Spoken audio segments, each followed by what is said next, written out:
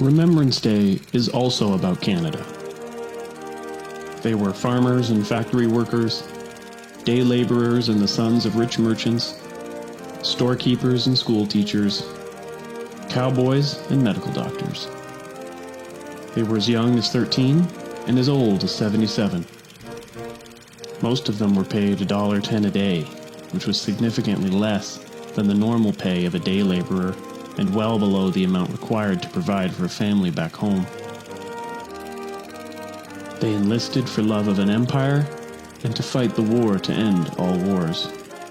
They suffered tremendous sacrifices and deprivation. They went in as British subjects and proud representatives of their provinces and their regiments, but 4 years later, the survivors came out the other end as Canadians, and Canada came out of the Great War as a nation. That change in identity happened principally at the Battle of Vimy Ridge.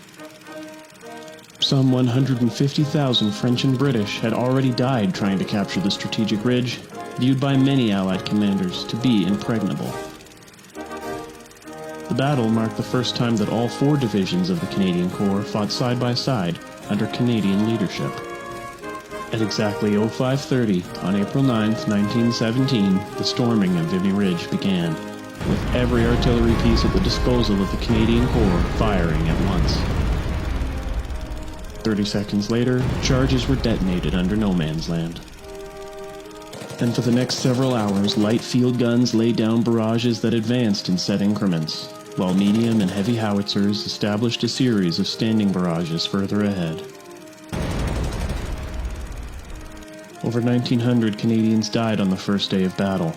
By the 4th day, April 12th, Canadians controlled the entire ridge, but at a cost of almost 3,600 lives.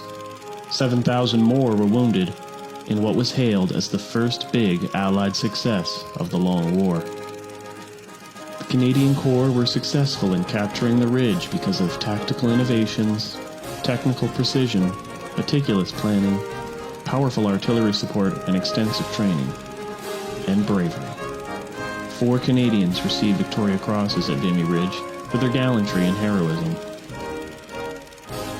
The innovations and daring of the Canadian Corps, their collaboration and resolve, and their ultimate success at what was considered impossible became our national symbol of achievement and sacrifice.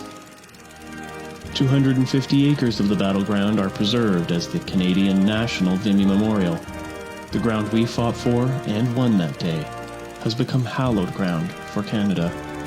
After the war, many of our dead were moved to the National Vimy Memorial. Over 11,000 Canadians are buried at and around Vimy. And in many, many ways, Vimy is the place where they first fought together as Canadians, died as Canadians, and are remembered as Canadians. In many ways, they created Canada, and we must never forget.